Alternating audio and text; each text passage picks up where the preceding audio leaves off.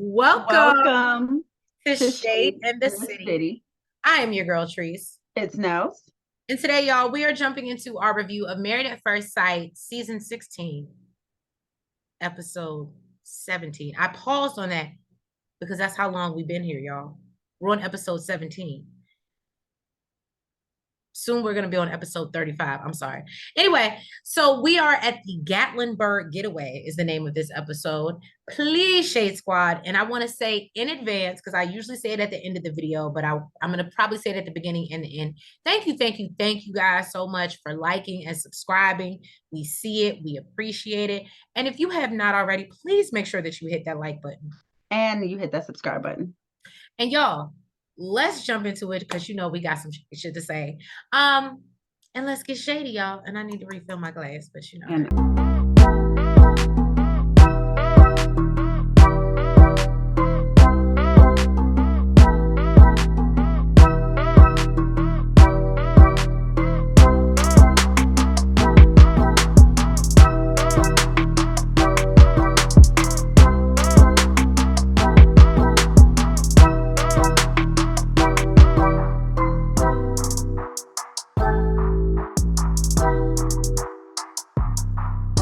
so the couples are still on the retreat in Gaitlinburg, Tennessee. Now, Eris is back at the apartment after his work trip and says it feels weird and says he misses Jasmine.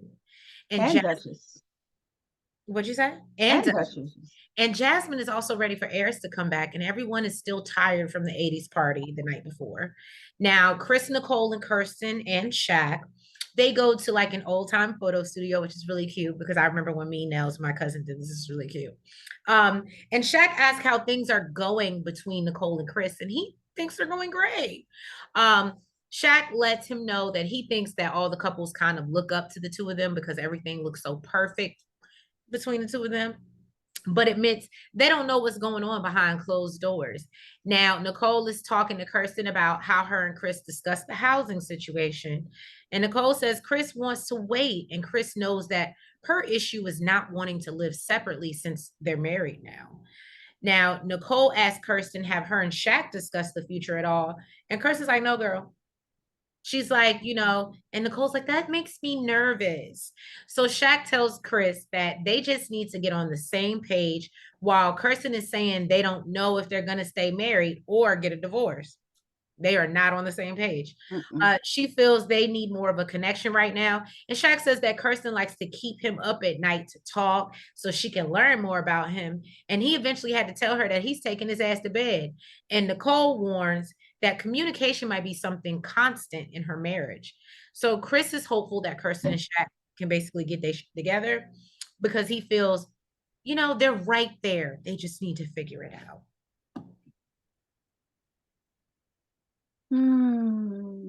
I thought so. They put on their cute little outfits or whatever, and I thought their pictures actually came out really good. I did. I thought it was really cute. They came out really good. I was like, they got a whole real photographer there. Like, it was cute. They was doing good. Now, apparently, Eris is back. But no, Eris didn't come back. Well, they said he was back, but he was apparently extremely tired when they okay. Well, maybe he was. Okay. When they went to do the Lumberjack Feud. So he didn't go. So and it was good old Paula Dean's. I noticed that it was Paula Dean's Lumberjack. Oh, was it? It said Paula Dean's Lumberjack Feud. Oh, okay. So they're going to learn about timber sports. They do a little bit of axe throwing, or they showed them some axe throwing. And they're climbing up some like wooden pole with a rope and like these like stakes in their shoes. Like it was, I forgot there's names for them. And I can't, it's not coming to right now. And I was supposed to look it up, but I know there's an actual name for the things that go on the boots that you go up the thing for. And I thought it was dope. The way they went up some trees. I was like, why would you never go lumberjacking? The way they went up and came right back down that fast, I was like, okay. So Nicole and Chris are climbing this wooden pole as well, and Chris gave up before she did. He's like, you know what, F this. And Nicole makes it to the top, if I'm not mistaken, or to the white line. Yeah, to the white line. I was about to say. Shaq whooped Kirsten's ass. And my poor baby. Well, Kirsten, Kirsten got a lot to get up that tree, okay? She did. She that thing is banging back there. She dragging a whole wagon, okay? Right, okay. Now my poor baby Clint, he set this one out because he hung over. He had a good old party the day before. It's okay, boo. It's all right. Advil, the NSAIDs ain't working out. The what? The NSAIDs, the aspirin, it's not working. He said just looking at the tree made him nauseous. I understand. And Jasmine, she did the best. Look, maybe you and Clint really do belong together. That's my boo. That's something that you would say. That's my boo.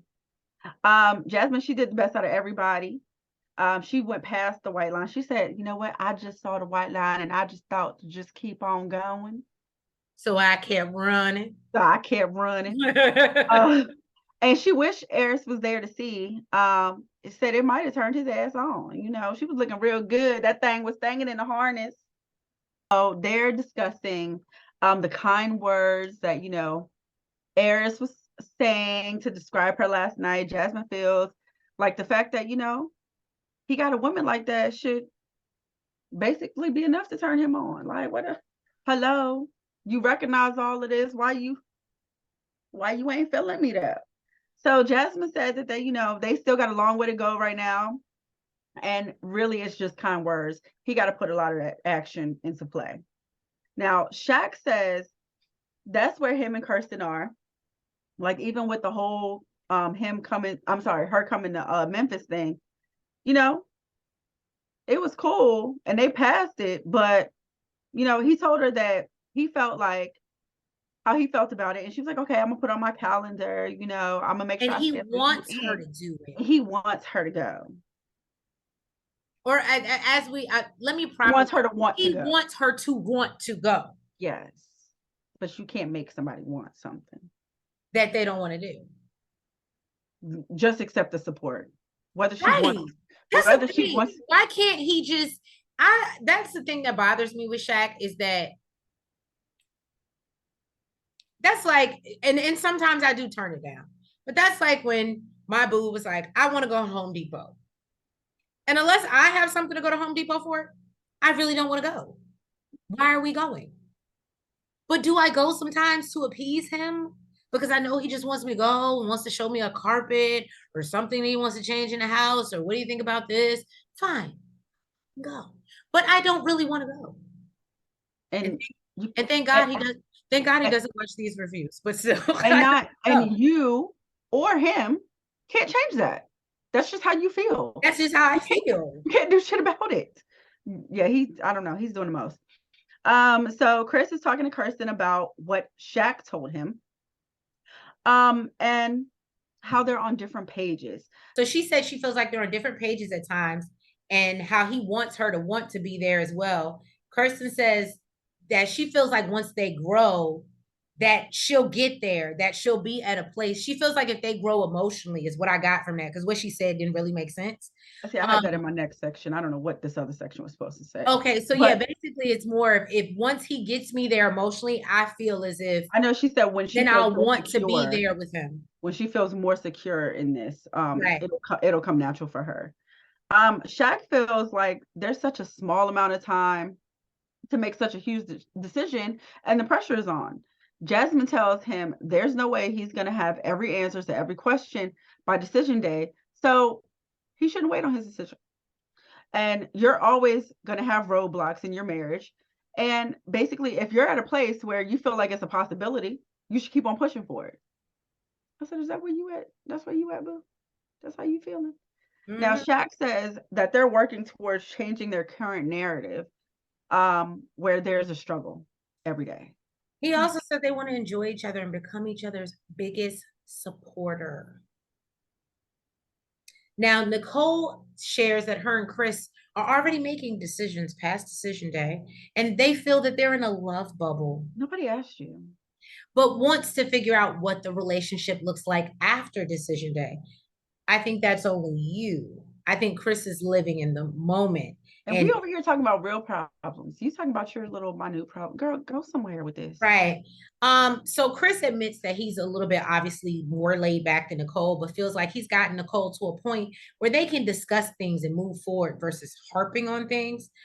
Gina feels that she's similar and says that she's been quiet about things that Clint does or says that bother her that she's noticed. So she says she was surprised. She just doesn't appreciate the greatness that you are, Clint. It is what it is. She says she was surprised that he found the bed last night. He was so lit. And how she had to help him find his pajamas. She admits that she cares for Clint, but when she talks about the things that he does, that's not attractive or something you want in your marriage. Clint thinks there is a world that they could continue on and the attraction will just hit them, but he doesn't know. They're not on the same page. No. Gina feels like Clint is comfortable and doesn't feel he needs to impress her. So he hasn't done anything to really build that level of attraction or romance. And she says she's never felt like his wife during this process because they've always been friends. And he doesn't take any initiative to try to build a marriage. Neither do you. That part. Called it Literally, out. Dr. Pepper told you to cook for him at least once. Have you done it? Shaq and Kirsten go and talk to as they're enjoying their beautiful view, and it was indeed. Kirsten asked how was the group's talk today. She was giving Eris. She was like, "So what y'all talk about? What did you say about me?" That's what it was. I told you they belong together. Or at least they would be better. The matchmaking was mismatched this season. As per usual. And he says that everybody spoke positive, and she, like I said, wants to know specifics of the two of them. So what you said. Right. And Shaq says that he shared how they're working on getting on the same page. Kirsten says that she feels the hardest part of their marriage is getting on one accord. She wants to be able to express herself and how she's feeling. And now the decision day is coming up. She wants to have deeper conversations on where the marriage is going and what they want out of it. And I don't know why, when I just read that, what hit me. What? I want to be able to say what I want to say. I want a house. I want a car. What don't you get mad? Without you feeling some type of way. That's what I want. And not even that, but as she said, where is the marriage going? What they want out of it. I can actually take up for Shaq in this. Listen, I don't normally take up for Shaq, but I can actually take up for Shaq. Okay. In this instance, you want a deeper connection and you want deeper conversations, but I can't even meet your daddy. Well, I can't even meet your family. How deep can we go? How deep can you really feel? And I can't even scratch the surface as far as meeting your daddy. How low can you go? Not too low. Go down, go. Not past the surface. To the flow. Not with Kirsten. Cha-cha, real smooth. So, Shaq says that basically he feels like that's been a consistent thing for her, and he feels they're already doing that. Kirsten admits that, they do have their conversations sometimes. And Shaq said that it's not really a need for him because he watches and observes her. While Kirsten lets him know that it is for her. It is for her. So she shares. And all about you, boo. Right? She shares in confessional. She worries he doesn't know how to give her the attention she needs. And if she says no on decision day, it's because he couldn't meet her expectations as far as finding a balance in their marriage. Did we say no to Kirsten and Shaq? Go to the board. Go to the board, Nails. We did. We did. Okay. We still on course. Because this ain't the thing ain't thinging. So she asked where he sees them going from here, and he thinks they can work things out, while Kirsten makes it clear she isn't sure, and she doesn't know if that's possible, and she just doesn't want a relationship full of struggle. She doesn't want to be on the struggle bus, Shaq. Where you're constantly telling her how she should feel about going when she's supporting you. So Gina goes to join Clint out on a balcony to discuss the rough day that she had.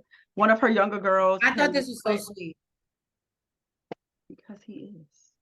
One of her younger girls. I've always liked Clint, but this moment, I was like I was googly eyed.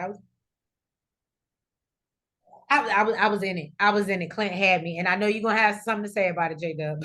But I was in it. Well, he gonna be talking to both of us because I love me some Clint. I've been love Clint way before this. I ain't even care that he made the statement he made. Okay. It is what it is. So one of her younger girls quit on her, and she thinks it's because, you know, she's young, she makes emotional decisions, and she want to start her own business. But she feels like it goes back to when, you know, she felt like she had to be stern with her. She says it's tough for her because she put so much time into training her, and, you know, the stylists begin to kind of be her family, and it's always hard news when they decide to quit. Hold on. Let me PSA. Gina, can you, is it on? Is it on? You're an idiot. Hang on. Gina, it's a job seekers market. I hate to tell you. So yeah. Um, going off on people, most will quit. I'm just saying. Unless you offer them more money. Right. Right. That's different. Just letting you know, there's options out here. Ain't nobody hurting for jobs no more. Okay. So Gina, she starts to actually get a little emotional. She says she's frustrated. Like it's coming from basically pouring herself into someone and then them taking advantage. And she feels like she's taking advantage, I guess, because the girl wants to start her own business. And Clint totally understands. You know, he's being super supportive as we expected because he's the realest. And she thinks that's why people say it's so hard to own a business, because you have to maintain that boundary between owner and friend. And that's not something she's good at. Clint tells her that, you know, you have to put the needs of the business first. But it's, you know, it's fine for you to feel like their family. You just business first. Right. And she said she's still growing and learning as things happen. Clint tells her that he's sorry to hear it happen, but he thinks it's for the best for the both of them. And she agreed. She apologized for kind of messing up their retreat vibes, and he says, you know, he'll have his day too. So this is, you know, this is marriage. Gina says that she's growing to appreciate the fact that he's a good listener and gives good advice, and she's realizing that's something that she wants in a marriage. Don't get too close. Boo. Right. Pump your So brakes. I said that was so sweet. He's, you know, And she's feeling like there's a chance that this marriage could work. I'm sorry, could build into something. Not the way you be talking shit, the way you be acting. not even that. It always seems like it can when it benefits her. Yeah. What about him? Just they kept you on for entertainment, okay? That's it. I just don't understand. Like, I mean, I just trying to understand the dynamic. It seems like she's more concerned. She's never really concerned about how to be that person for Clint. And it's all about making her happy. J-Dub, drop in the comments. Tell me if I'm wrong, because y'all know he's the #1 commenter on YouTube. But still, I'm still trying to understand, like we said in the beginning, what are you doing? So Chris and Nicole, they go to play some mini golf. She's super confused by the game. She says she's not a sports person. I completely understand. That's so hard. I loved it. I love every minute of it. I told Nels I actually understand what Nicole was going through because I am so competitive. She was being a brat. And I do a little bit of golf. That would have been, can I just tell y'all, I beat everybody on my birthday. Let's do it. If you want it. That's literally the complete opposite of Nicole right now. You can get this short game. But if I was losing, I would have been a bitter mother. You wouldn't act like that. No, not like that. Not that type of spiral, but yeah, I would have been a little soft. It was disgusting. So she's definitely a sore loser. She sucks at it and she's starting to lose interest. She said that, you know, she's trying not to be hard on herself for not being good at this child's game. And that was a child's game because she sucks at it. So Eris is back, and he said that he missed Jasmine because it was the first time he was away from her, and he was super shocked and pleasantly surprised. Because he didn't have somebody up his butt for 24 hours. So they're playing a game of Connect Four. He tells her that everything went well with his meeting. There was someone there that he actually knew. So it turned out better that he actually went instead of doing a Zoom call. She tells him that everybody was together, they had fun, and she basically killed it. Climbing the log the highest. And he was like, okay, well, you didn't kill it in Connect Four just now. I just, that is. Let her get her, let her get her shine on, homie. Oh, you Relax. noticed that too? Yes. I was like, He completely disregarded what I like said. within like 2 seconds, he like, let her get her shine on, okay? But it's okay because she let him know that, everybody was singing his praises for the stuff he said, and then she came back and whooped his ass. She But did. but then I he was give her like, that. look, but then he was like, okay, we tied. We tied. I was like, we're a little too competitive, sir. Just stop it. She lets him know that she appreciated it. He's never expressed it that way, and it caught her off guard. He said that it was well deserved, and his goal was to make her cry, and that's what he did. He let her know that he went home, there was nobody there. He missed everything, like, about her. He missed Duchess. He even missed her hair on the floor.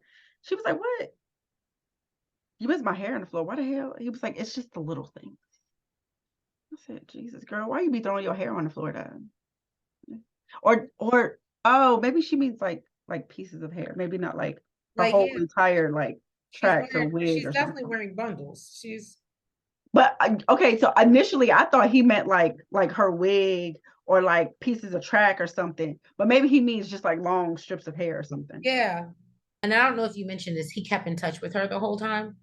I didn't mention that, but yes, he He did. did keep in touch with her the whole time, and she did like that. Kirsten and Shaq are leaving early, but discuss how much they enjoyed the trip.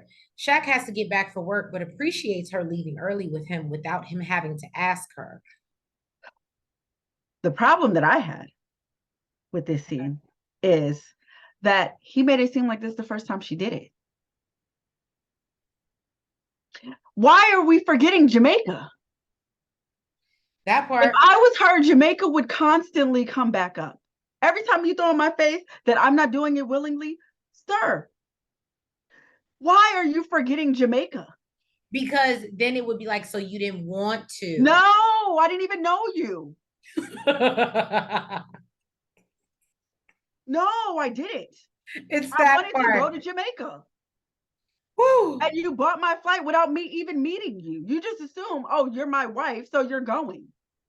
Like, no, I could have met you there. Woo. So You didn't give a damn whether I wanted to then. So Clint apparently is the chef of the group and has made dinner again. And Shaq asked the group, what they took away from the weekend. Eris says taking one day at a time and not focusing on things that have been wrong in the past or look too far in the future and enjoy their win for today. And I actually said, that was great, even though J Dub is going to say he's dead behind the eyes. But anyway, Gina thinks they all need to give themselves some grace. She brings up how easy it might be to call it quits and references Mac and Dom, but says it's much harder to push and work through things. Now, Nicole says, although their situations aren't the same, she's been able to take some things from each of them and thanks them for helping her grow as well. While Jasmine says, for her, it's being open and optimistic and not try to plan or play out everything and plan what you think is going to happen. So she feels when you're so busy planning, you're not really being in the moment and encourages them all to be open and take one day at a time. And I love when Kirsten says, someone told her to be where your feet are. And Shaq says, in every lesson, there's a blessing. And that is my favorite thing to say. I believe in that heavily. But yeah. And then Jasmine comes out with her toxic card game. Not toxic card game. It was good this time. They found the good cards. Her and Eris must. Oh, you're calling it toxic because of what Eris said. Yeah. So she has each of them pull a card and ask a different question than, out of the ordinary. Nicole asks Chris, what does he like most and least about her? He says he likes least how she always criticizes herself and she's always hard on herself. He likes most that she's so caring and compassionate. It's amazing to watch and to be a part of that. Nicole said she doesn't like the fact that, he puts everybody else before himself. And sometimes she just wants to shake him. But it just shows how good of a man he is. And what she likes the most is that he makes everyone feel comfortable and he never doubts himself for a second. Shaq and Kirsten get, what is your favorite imperfection about me? Why did I put Jasmine? Oh, I don't know. Shaq and Kirsten get what's your favorite? Maybe because that would have just been a better match. That part. And Kirsten said, honey, you're perfect. Gaslighting. Listen, after that, remember the way he just blew off last episode with what he said? I would have just left it at that. You're perfect. Right. I'll just left it at that. But she says, he's improving on listening, but he does his best to make sure that she has what she needs and she's happy. But really, it's just the listening part.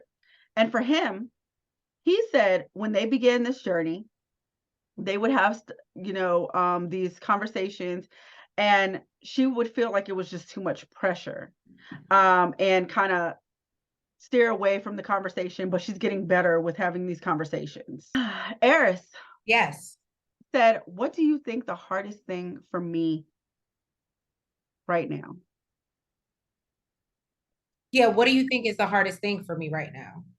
Jasmine said she doesn't think that he lets things happen and he looks for something to be wrong and he gets in his own way, and he agrees. And he says he's going to work on shifting his focus.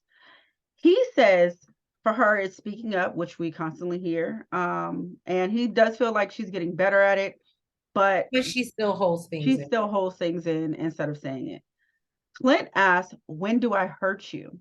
Gina says she doesn't think that she's ever felt hurt, but he's a man of so many words and he wants someone to be on the same level.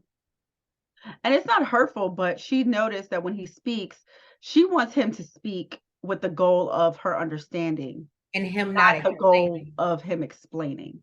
Now, I'm wondering if this is like the big words that he uses. Might be.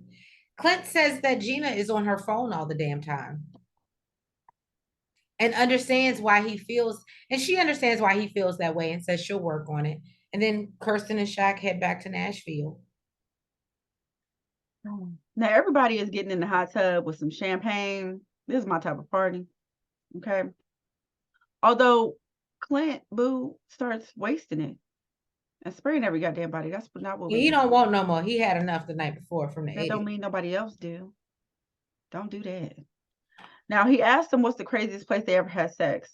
Nicole said, this hot tub. She was like, no, I'm just kidding. And Jasmine said it's nowhere crazy enough that I feel like I need to tell everybody. And that's when people were uncomfortable. Well, Clint said for him, it was at the foot of a lifeguard stands in Florida. And see, I feel like this is why we were meant to be, because mine wasn't at the foot of a lifeguard stand. It was on the lifeguard stand, but we are connecting. I was going to say, I feel like in Florida, that's a common thing to do it on the lifeguard stand. And at night, that. I was going to say, I have that very same experience, not with you, but now Gina is visibly uncomfortable. Yeah, she just sat there like shit-faced. Gina asked Clint the next morning what his favorite part of the retreat was. He says, obviously, the birthday party and all the activities they did. And Gina said that she really enjoyed the dinners. They both agree that the whole group feels like a family.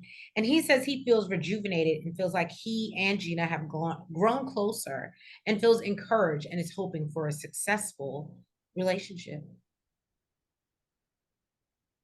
And then Clint makes breakfast.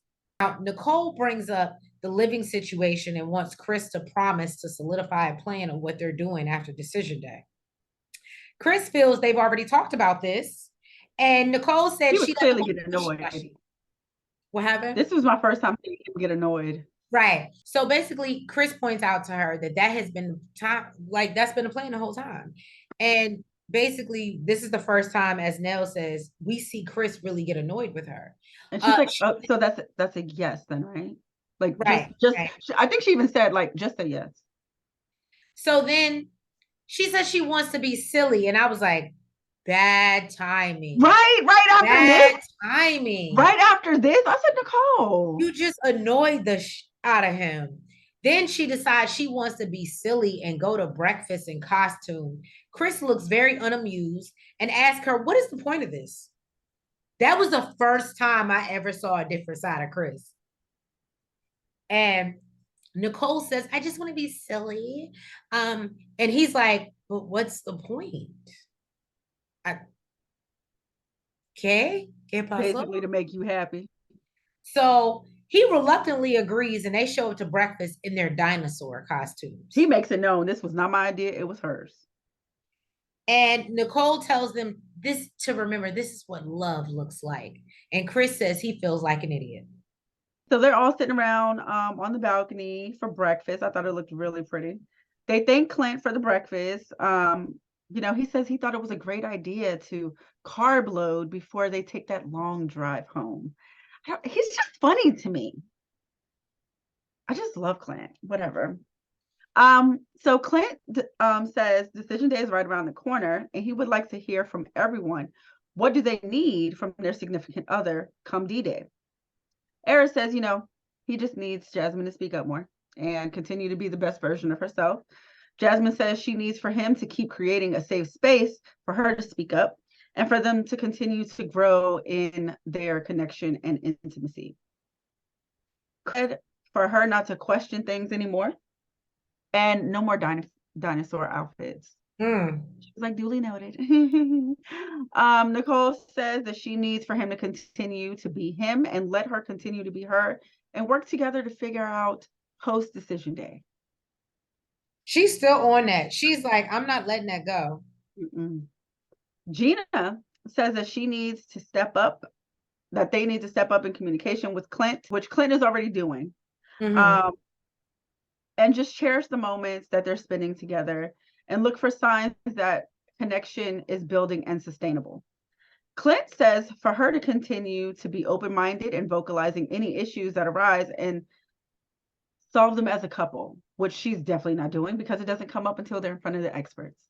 And they all agree that, they've really grown a lot on this retreat. And that was the end of the episode, y'all. I'm not gonna lie, they're dragging this out a little bit. I didn't think Gaitlinburg needed 2 episodes, but it gave what it gave. We got to see it. We just advertising for Clint right now because we know he's gonna be single after decision day.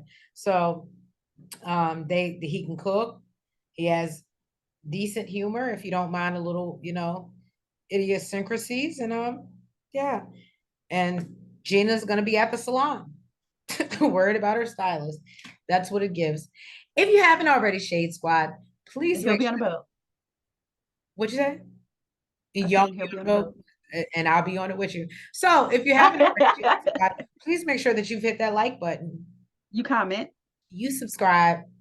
And you hit the notification bell. And y'all, please make sure that you're following us on all the platforms, the TikTok, Twitter, Facebook, IG, and we will catch you in a couple days for another review of Married at First Sight. And